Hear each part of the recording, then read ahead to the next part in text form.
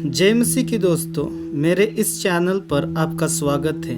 आज हम एक बहुत ही महत्वपूर्ण सवाल पर बात करेंगे जो मसीह विश्वास की नींव से जुड़ा हुआ है।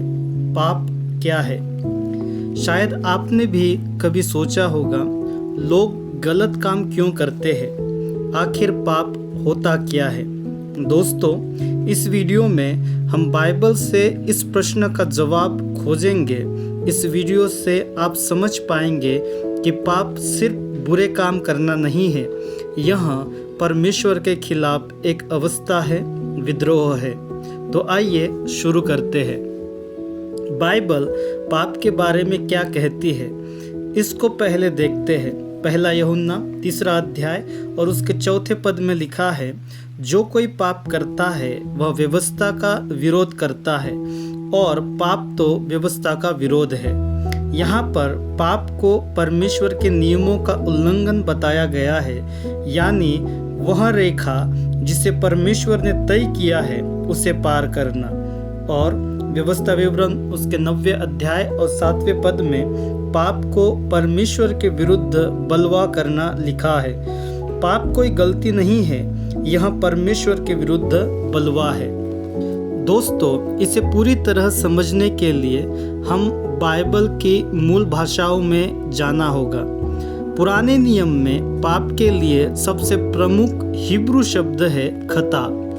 खता का अर्थ है लक्ष्य से चूक जाना। सोचिए, एक धनुर्धर को जो निशाने पर बाण चलाता है, जब वह लक्ष्य से चूकता है तो वह सही निशाने पर नहीं पहुंचता। ठीक वैसे ही जब हम पाप करते हैं तो हम परमेश्वर के पवित्रता और धार्मिकता के परिपूर्ण लक्ष्य से चूक जाते हैं।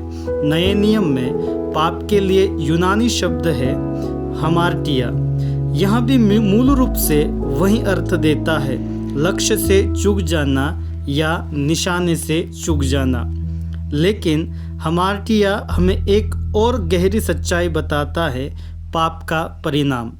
रोमियो के पत्र 3 अध्याय उसके 23 पद में लिखा है, सब ने पाप किया है और परमेश्वर की महिमा से रहित है।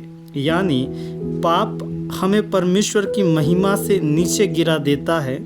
यह उस परिपूर्ण व्यवस्था और उद्देश्य से चूक जाना है जो परमेश्वर ने मानवता के लिए ठहराया है। पाप परमेश्वर की व्यवस्था से चूक जाना है। पाप जो सही है उसे तोड़ मरोड़ देना है। पाप परमेश्वर के विरुद्ध विद्रोह करना है। पाप अधर्म और आज्ञा उल्लंघन है। दोस्तों, बाइबल हमें बताती है कि पाप हमारे जीवन को 3 अलग अलग तरीकों से प्रभावित करता है। सबसे पहले बात करते हैं इनहेरिटेड सिन, यानी विरासत में मिला पाप की। यह वह पापमय स्वभाव है जिसके साथ हम जन्म लेते हैं। जब आदम ने पाप किया तो उसका स्वभाव पापी बन गया। यह पापी स्वभाव ही उसके संतान यानी हम सब में आ गया।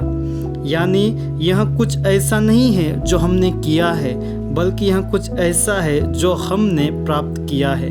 राजा दाऊद भजन संहिता 51 उसके 5वें पद में यही स्वीकार करता है, देख, मैं अधर्म के साथ उत्पन्न हुआ और पाप के साथ अपनी माता के गर्भ में पड़ा। तो सच्चाई यह है कि हम पापी इसीलिए नहीं हैं कि हमने पाप किया, बल्कि हम पाप करते हैं क्योंकि हम जन्म से ही पापी स्वभाव लेकर आते हैं।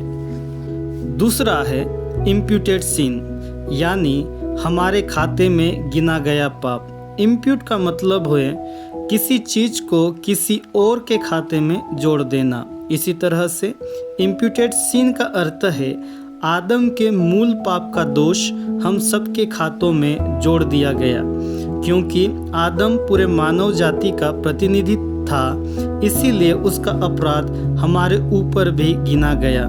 रोमियो के पत्री 5 और उसके 18 पद में लिखा है, जैसा एक अपराध सब मनुष्य के लिए दंड की आज्ञा का कारण हुआ। यही कारण है कि हर इंसान, चाहे उसने खुद कितने भी अच्छे काम क्यों न किए हो, फिर भी मृत्यु के अधीन है। हम सबको आदम में पापी गिना गया है। दूसरे शब्दों में कहे तो हमारे जन्म लेते ही हमारे खाते में पाप का दोष पहले से दर्ज हो चुका है। तीसरा और सबसे जाना पहचाना है पर्सनल सिन, यानी कि व्यक्तिगत पाप। ये वे व्यक्तिगत और वास्तविक पाप है जिन्हें इंसान हर दिन करता है। एक झूठ बोलने से लेकर हत्या करने तक, एक बुरे विचार से लेकर उस अच्छे काम को न करने तक जो हमें करना चाहिए था, यह सब व्यक्तिगत पाप कहलाते हैं। हमारे अंदर जो पापमय स्वभाव विरासत में आया है, उसी के कारण हम व्यक्तिगत पाप करते हैं।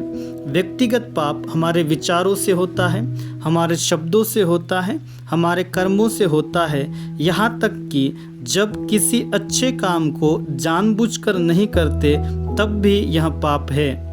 दोस्तों, अब ध्यान दीजिए, इनहेरिटेड सिन, इम्प्यूटेड सिन और पर्सनल सिन, ये तीनों बहुत बड़ी सजा को लेकर आते हैं। बाइबल रोमियो के पत्री 6 और उसके 23 में कहती है, पाप की मजदूरी तो मृत्यु है।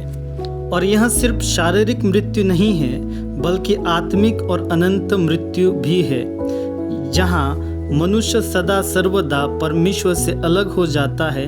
यह है बुरी खबर। लेकिन दोस्तों, यहाँ आती है सबसे अच्छी खबर। इस समस्या का समाधान है यीशु मसीह।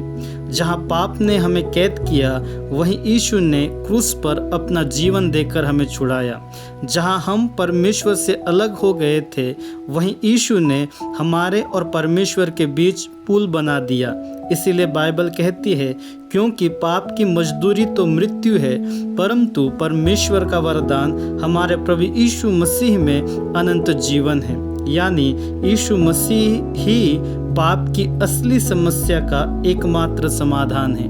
प्रभु आप सबों को आशीष दे। जय मसीह की। और यदि आप किसी विषय पर वीडियो चाहते हैं तो कमेंट जरूर करें।